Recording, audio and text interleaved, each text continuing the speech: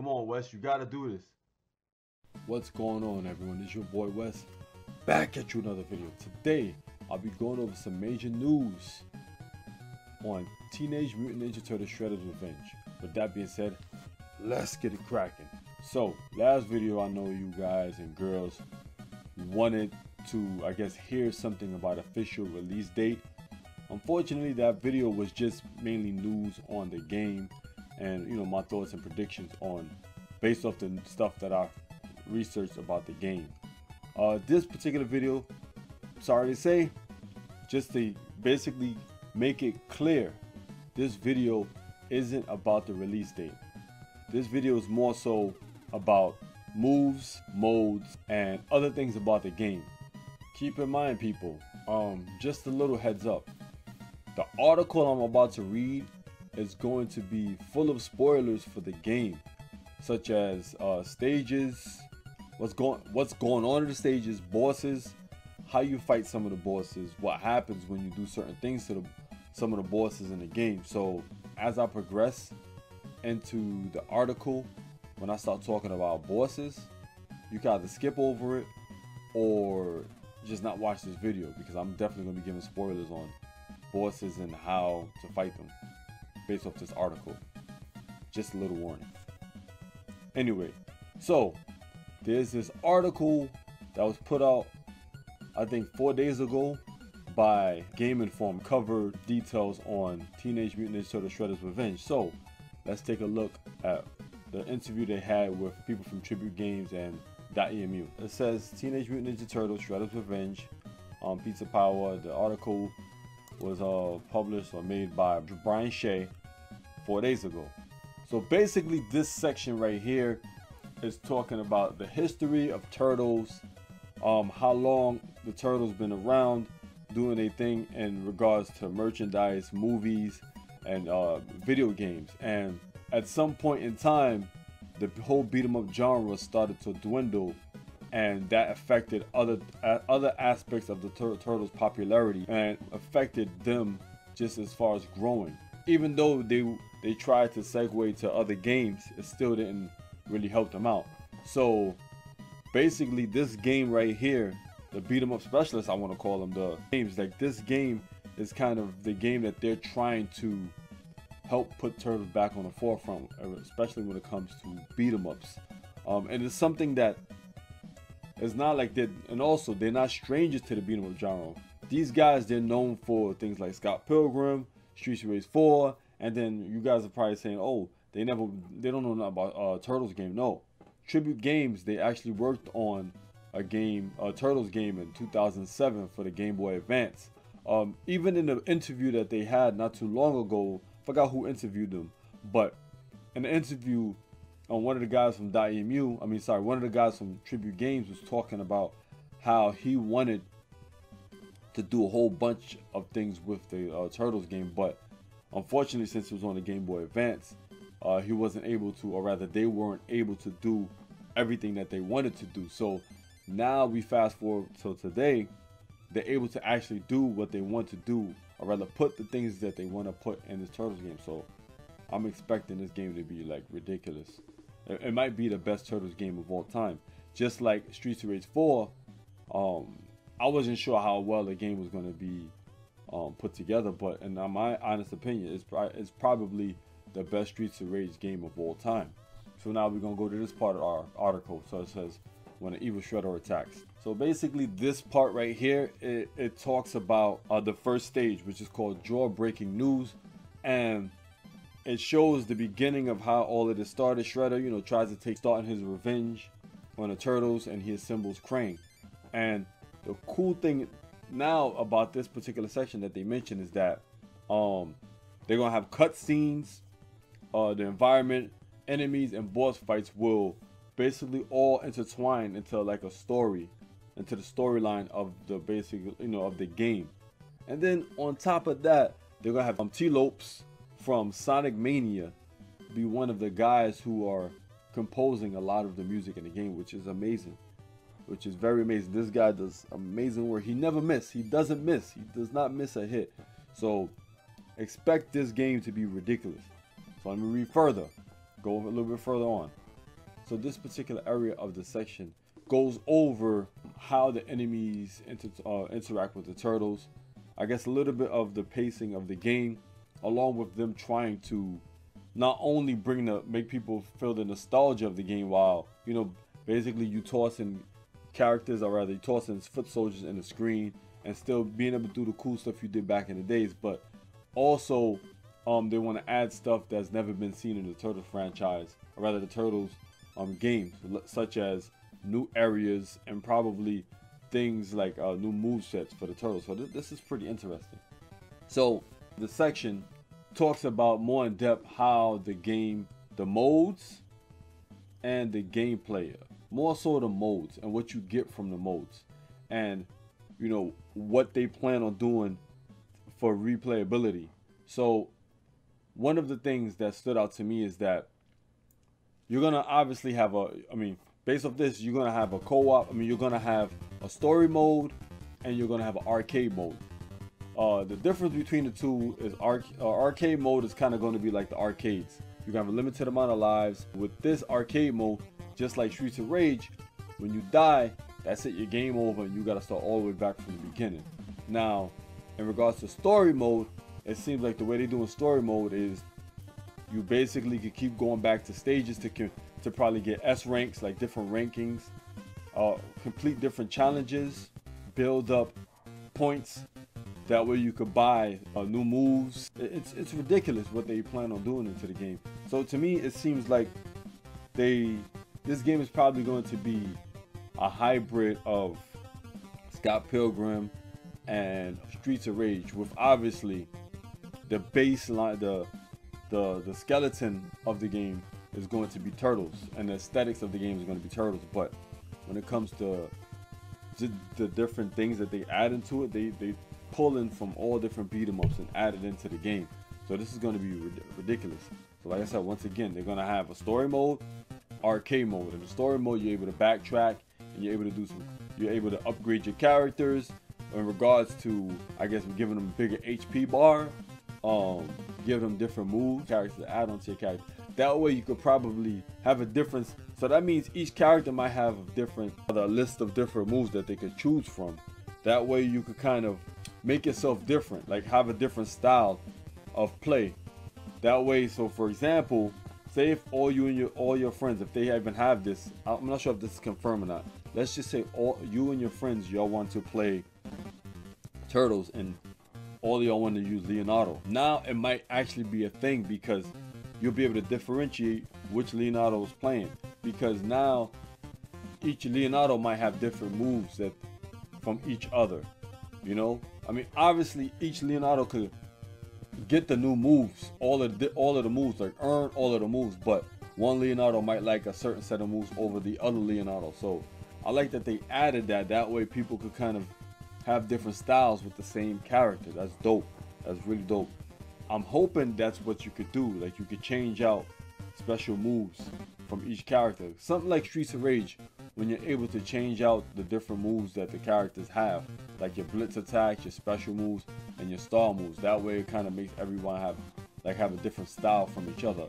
So this is dope how you guys, once again, story mode. I'm gonna say it again. This is confirmed because this is from one of the guys from Game Informer, who basically had an interview with the guys from .emu and Tribute Games, and he saw with his own eyes that there's a story mode and an arcade mode, and you're able to do these particular things and those modes. So this is gonna be amazing. And this is one thing that I was kind of afraid of with the Turtles game. Maybe there wasn't too much replayability, but it seems like it's gonna be a decent amount of replayability, where you might spend a few months actually grinding out on this game. I would say this game has at least a year lifespan to it, just off of this stuff alone. And then not let alone, then on top of that, they probably gonna add DLC depending on how well the game does. But let's keep moving forward. So it's a radical moves. So this first section just talks about there's gonna be up to 6 playable characters in the game to choose from. For now, I guess DLC will come a little bit later. I'm sure you're gonna get Casey Jones and other characters like that. And the good thing about them is that what differentiates each character from each other is going to be their special moves, which is cool. Now, on top of that, is that the way the special meters are going to work, or rather using the special moves, is they're not going to punish you like the traditional Turtles games where you lose life for using a special move. Now, just because they're doing that because they want to encourage people to be more active and not being limited to all of their moves, you know. So basically it's going to open up a lot more combo strings and things of that nature. And in order to get the special moves, now you got to build up meters. So it's a kind of different as opposed to you having to use some of your meter. That way you could right away, right off the rip, you're able to do a special attack. Now in this game, you have to actually be active to earn special attacks, which is pretty cool. And then on top of that, they said that there's three types of special moves: ground, air, and flying kick special. So we now know why we see those little different specials from the characters. I was trying to figure out myself when I was doing analysis videos on these characters, but now we know it's confirmed there's 3 special moves. Now for this section, Heroes in the Half Shell. So basically this particular section is talking about stage 6 in the game, which is called Mall Meltdown. And in this stage, it kind of resembles how malls were back in the days in that era. So there's a bunch of arcade machines, a whole bunch of things in that mall, you know, shopping areas, things of that nature. And the boss of that level is not your traditional Turtles boss, or rather not a familiar Turtles boss that you would probably think they were going to have. You probably thought they were going to be Rocksteady, Bebop, Krang, or just, you know, somebody you saw in other Turtles games. You know, this boss is called Tempestra, and she's from an episode in the 1990s cartoon where Leonardo, he became obsessed with this arcade trying to beat it. So this is the particular boss, and then she summons the enemies from Secret of the Ooze. They're called Taka and Razar. Those 2 guys, you know, the big turtle and the big wolf. And they're just telling people, you know, how the battle went, how you have to just focus on the turtle and the wolf, defeat them, and then after you defeat them, you're able to then focus on the boss, because then that's when she's vulnerable. So I'm assuming you can't, like, all your attacks is, I guess all of the attacks that you do to the boss does no damage, and it's just, you know, she's invulnerable to any of your attacks. And once you beat these 2 enemies and do something to them where they stunned or you knock them down or something like that, and they disappear or something, that's when you're able to attack the boss and she becomes vulnerable to attacks. And then I guess you keep rinse, wash, and repeating that sequence until she's defeated, and then everything is fine.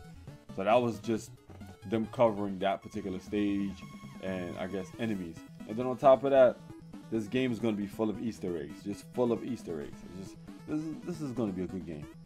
Now for this area, this particular section, Brian talks about the 10th stage in the game. So it seems like he's not playing the game in order. They're just giving him a demo of like the 1st stage, the 6th stage, and the 10th stage. So the final stage of the demo, I would believe, he sees the 10th level in the game called "A Few Screws Loose," and it's just an area with a bunch of TVs, a bunch of electronics, and then he's surrounded by a bunch of mousers. And the mood of this particular stage, I guess, is something out of the comics, or rather something out of the game or the movie. Or, you know, how Raphael is. He likes doing stuff solo. So Raph goes alone, and usually when you see a bunch of mousers, you'll see Baxter Stockman. But this particular time, they're flipping the script. They changing things up. Instead of Baxter Stockman, you're going to see Metalhead, and he's going to be this moveset is going to be kind of the same from Turtles in Time, where he has a flying kick, he stretches his arms, things of that nature. And then when you beat him, you know, Raphael is going to basically eat pizza off his side. So I'm assuming all of this is from story mode, since it seems like, you know, you start off with certain characters. I'm wondering if when you do story mode, are you locked into certain characters, since it seems like in this particular stage you're going to be playing, Raphael is going to be doing solo. I don't think that, I guess that's not going to be the case, because they also explain how co-op is going to be drop in and drop out, meaning that anytime in the game you could drop in, like your buddies, up to 3 of your friends, you know, could drop in and leave whenever they want. And another cool thing about this particular feature is that you think it would be a broken feature because, you know, the game might be easy. No, they scale the game depending on how many players is in the game. The game adapts itself according to how many players come in and leave the game, which is dope. So if one person's in the game, I'm assuming it's not going to be as many enemies as if to where there's 2 to 4 players in the game. That's pretty dope. That's definitely dope, and I'm glad that they really taking their time to do what they got to do with this game and do this game justice in regards to just the aesthetics of the characters, enemies, scaling of enemies, the different things that they put into the characters, movesets, different modes. They're doing an amazing job so far. So now it says lay it all out. So this particular section is just the 3 layouts from the 3 stages that he played in the demo. It's pretty cool. I like the layout. I'm glad that these guys are kind of open to sharing certain things in the game, just to give people, you know, just a little tiny taste, a little sprinkle of what's in store for everyone. So this is the final area of the article. So it's Cowabunga. Okay, this particular area, the last section of the whole article, talks about how the guy has a lot of faith in his team, and he sees that members of .emu and Tribute Games, they have a lot of love and passion for Turtles, and they see, you know, they know. He's basically saying they know what they're doing. They're putting a lot of love and care in this game, and they want this game to be back in the forefront of beat 'em ups, along with just helping to revive the beat 'em ups slash side scrolling brawler genre. So now just a quick recap. So far, this definitely is confirmed that there's going to be 6 playable characters, which is, you know, April O'Neil, Donatello, Leonardo, Michelangelo, Raphael, and Splinter, right? Confirmed. Now, in regards to the modes, there's going to be a story mode, and there's going to be arcade mode. I'm assuming that later on down the road, DLC is probably going to be a survival mode and other modes, a boss rush, something like that. I have that feeling with this game. I think this game is it's probably going to do better than Streets of Rage 4, which is amazing because Streets of Rage 4 did amazing. So, and the main reason why I'm saying that is because we got 2 juggernaut side scroll beat 'em up companies together making one game. Fans from both companies will be purchasing this game on top of it being a Turtles, and everyone loves Turtles. Turtles is, you know, obviously more popular than Streets of Rage, so just off the strength of that, this game is going to do amazing. So with those things, I just can't wait for the game. So we got those things confirmed. We have the fact that there's going to be some kind of like RPG leveling up kind of features in the game, to where you could level up, and or rather you could accumulate points to where you could buy different move sets, maybe even increase your life bar or something to that effect, which is something from Scott Pilgrim. Then you could wake up your partner like Scott Pilgrim. So these guys know what the hell are they doing, man. I just can't wait for this game. What else is confirmed? The different bosses are confirmed. Bosses we have yet to, or rather we haven't seen in a video game yet. And it's just going to be ridiculous, man. This game is just going to be ridiculous, and I can't wait for it. I cannot wait for it. I know people still want a release date, but honestly, let them take their time with the game. The longer they take with the game, the better it's going to be. I remember they took their time with Streets of Rage 4, and the game just came out amazing. I remember when, after Streets of Rage 4 was released and they was talking about DLC, people was just getting pissed off that they kept pushing back the DLC and basically stringing us along for the DLC. And then when the DLC finally came out, everyone was amazed and very appreciative of, you know, what they did with the DLC and just how they put it together in general. So yeah, this is just my overview from each section of this article from Game Informer. I hope this was good enough news for you guys and girls at home to be even more hyped. I know I am. But with that being said, this is your boy Wes. I'm out of here. Peace.